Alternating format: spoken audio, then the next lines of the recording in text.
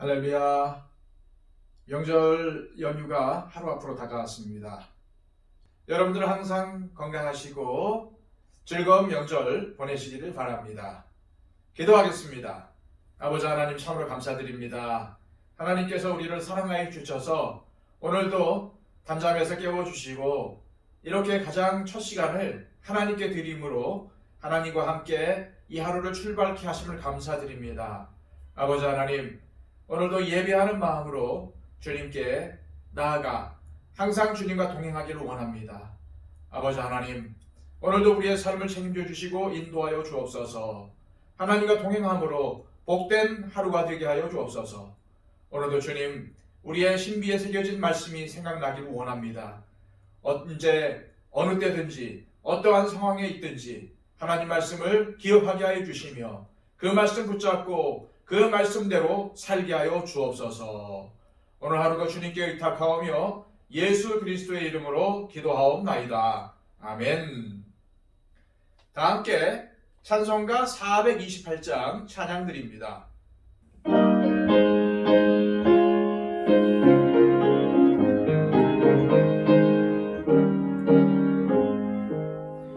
내 영혼의 햇빛 비치니 주 영광 찬란해.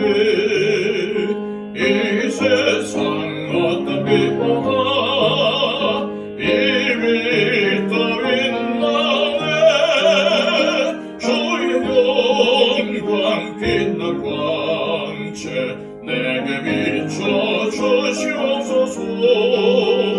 그 밝은 얼굴 배울 때 나의 영혼 기쁘다.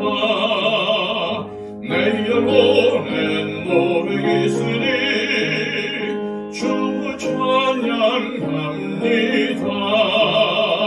주 귀를 기울이시사 다 듣고 계시네.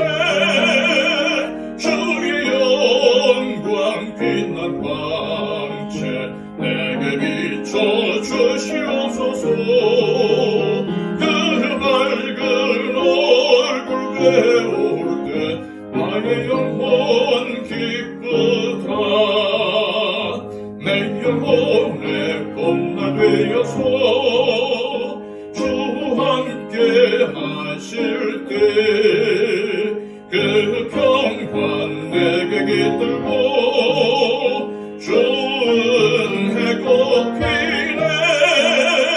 주의 영광 빛난 광채 내게 비춰 주시옵소서. 그 밝은 얼굴 배울 때 나의 영혼 기쁘다.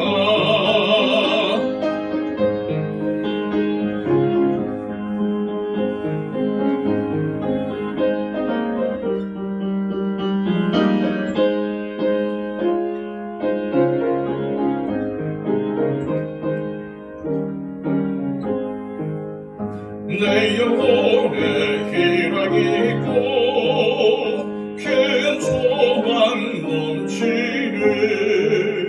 주 예수 복여주시고 또 내려주시네. 주의 영광 빛난 광채 내게 비춰 주시옵소서. 그 밝은 얼굴 배울 때 나의 영혼 기쁘다. 이 시간 우리에게 주시는 하나님의 말씀은 신약성경 고린도후서 4장 1절에서 6절까지의 말씀입니다. 신약성경 289쪽입니다. 그러므로 우리가 이 직분을 받아 긍휼하심을 입은 대로 낙심하지 아니하고 이에 숨은 부끄러움의 일을 버리고 속임으로 행하지 아니하며 하나님의 말씀을 혼잡하게 하지 아니하고 오직 진리를 나타내므로 하나님 앞에서 각 사람의 양심에 대하여 스스로 추천하노라. 만일 우리의 복음이 가리었으면 망하는 자들에게 가려진 것이라. 그 중에 이 세상의 신이 믿지 아니하는 자들의 마음을 혼미하게 하여 그리스도의 영광의 복음의 광채가 비치지 못하게 함이니 그리스도는 하나님의 형상이니라. 우리는 우리를 전파하는 것이 아니라 오직 그리스도 예수의 주되신 것과 또 예수를 위하여 우리가 너희의 종된 것을 전파함이라. 어두운 데에 빛이 비치라 말씀하셨던 그 하나님께서 예수 그리스도의 얼굴에 있는 하나님의 영광을 아는 빛을 우리 마음에 비추셨느니라. 아멘. 바울은 지난 시간까지 모세로 대표되는 옛 언약은 점점 약해지는 광채와 같고 유한한 것이라 했으며, 무엇보다도 이스라엘 자손들의 마음이 완고해서 지금까지 그들의 마음에 수건이 덮여 있는 채로 구약 성경을 읽고 있기에 구약 성경이 전하고 있는 예수님을 보지도 못하고 믿지도 못한다고 말을 했습니다. 하지만 그는 누구든지 예수님께 돌아오면 그 수건이 벗겨져서 옛 언약인 구약에서도 쉽게 예수님을 발견하게 될 것이고 예수님이 메시아라는 사실을 알게 될 것임을 전했습니다. 이제 바울은 오늘 말씀에서 새 언약의 일꾼이 된 자신이 어떠한 자세로 주님께서 맡기신 일을 하고 있는지를 전합니다. 1절 말씀입니다. 그러므로 우리가 이 직분을 받아 궁휼하심을 입은 대로 낙심하지 아니하고. 먼저 바울은 오직 하나님의 궁휼하심으로 맡겨주신 사역을 감당하고 있다고 합니다. 바울은 자신이 새 언약을 전하는 사도로 택함을 받은 것은 전적으로 주님의 은혜라는 사실을 분명히 알았습니다.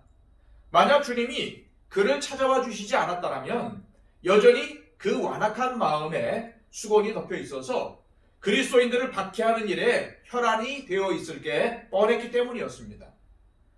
그렇다면 새 언약의 시대를 여신 하나님의 뜻에 역행하는 것이고 결국은 파멸의 길을 갈 수밖에 없었을 것입니다. 하지만 그는 하나님의 놀라운 은혜를 입고 사도의 직분을 맡은 자가 되었기에 어떠한 상황에서도 낙심하지 않는다고 했던 것입니다. 그는 주님께 받은 이 놀라운 은혜를 항상 마음속 깊이 간직하며 사역에 임했습니다. 또한 바울은 하나님의 말씀을 왜곡시키지 않기 위해서 최선을 다했습니다. 2절 말씀입니다. 이에 숨은 부끄러움의 일을 버리고 속임으로 행하지 아니하며 하나님의 말씀을 혼잡하게 하지 아니하고 오직 진리를 나타내므로 하나님 앞에서 각 사람의 양심에 대하여 스스로 추천하노라. 바울은 부끄러워서 하나님 앞에 드러내지 못할 짓은 하지 않았습니다. 다시 말해서 거짓을 도모하지도 않았죠. 이러한 그의 자세는 말씀을 전하는 자리에서 빛을 발했습니다. 그는 하나님의 말씀을 가지고 장사하는 사람들과는 달랐습니다. 바울은 하나님의 말씀을 혼잡하게 하지 않는다고 합니다. 여기서 혼잡하게 한다는 것은 말씀에 불순물을 섞으려고 한다는 의미입니다. 그는 사람들의 가려운 데를 긁어주고 사람들이 좋아할 만한 이야기를 하려고 하지 않았습니다. 그저 하나님의 말씀을 바르게 전하는 것을 가장 중요한 일로 여겼습니다.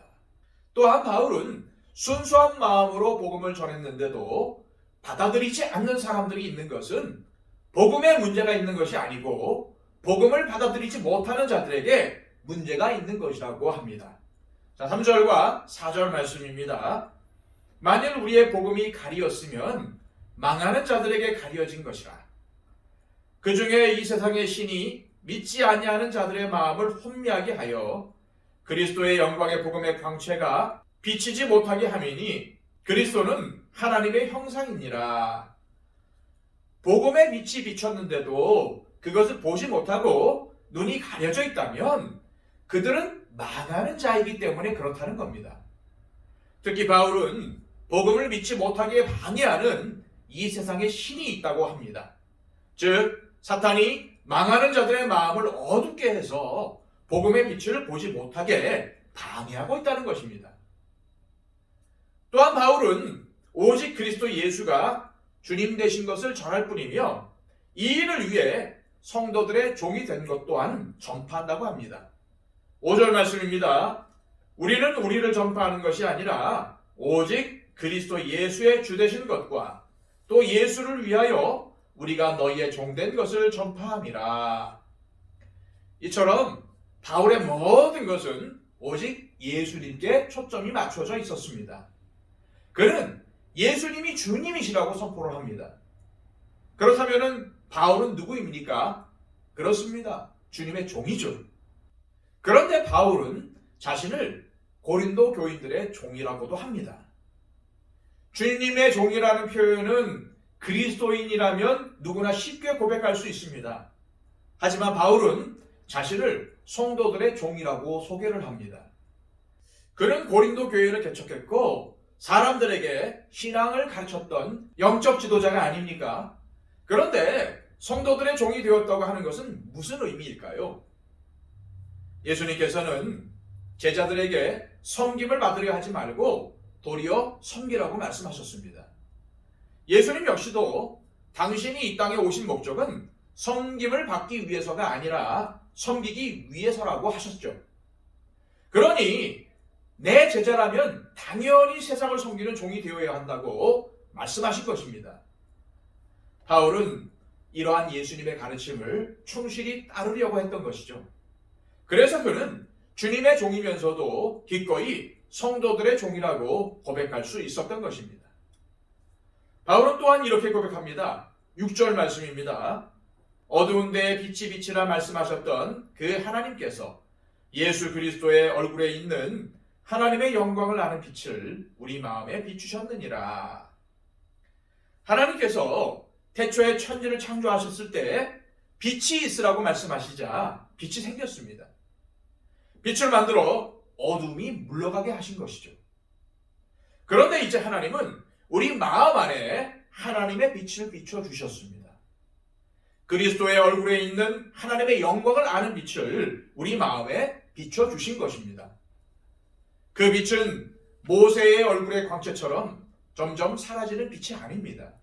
영원한 빛이죠. 바울은 이 빛을 다메섹으로 가는 길 위에서 직접 체험했습니다. 사울이 길을 가다가 다메섹에 가까이 이르더니 홀연히 하늘로부터 빛이 그를 둘러 비추는지라. 땅에 엎드러져 들음에 소리가 있어 이르되 사울아 사울아 네가 어찌하여 나를 박해하느냐 하시거늘 대답하되 주여 누구시니이까? 이르시되 나는 네가 박해하는 예수라. 이처럼 바울은 캄캄한 자기 영혼에 강한 주님의 빛이 임한 것을 체험했습니다. 그 빛을 체험했기 때문에 그는 복음 전하는 일이 어렵고 고달프지만은 않았던 것입니다. 그의 안에 진리의 빛이 비추고 있었기 때문입니다. 마찬가지로 우리가 기쁘고 감사하는 마음으로 신앙생활을 하는 것은 내 의지로만 되는 것이 아닙니다. 주님의 은혜가 임해야 하지요. 복음의 빛이 우리의 마음에 비춰야 합니다. 그래서 우리는 날마다 성령님의 도우심을 구해야 하는 것입니다. 이 시간 기도하실 때 바울의 삶을 본받게 해달라고 기도하시기를 바랍니다. 바울은 항상 예수님 중심으로 살아가려고 노력을 했습니다. 그의 모든 삶의 목표를 예수님에게만 맞추었습니다. 그래서 진정으로 하나님께 기쁨을 드리고 어려운 상황에서도 기쁨과 감사가 넘치는 삶을 살 수가 있었습니다.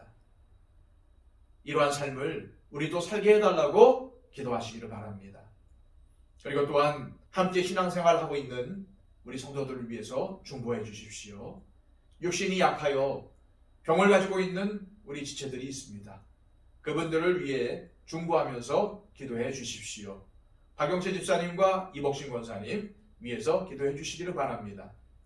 또한 우리 교회가 복음의 빛을 비추며 예수 그리스도의 귀한 사랑의 빛을 비추는 아름다운 교회가 되게 해달라고 기도해 주시고요. 온 세상에 다니면서 복음을 전파하는 선교사님들을 위해서 기도해 주시기 바랍니다. 우리 다 함께 기도하겠습니다.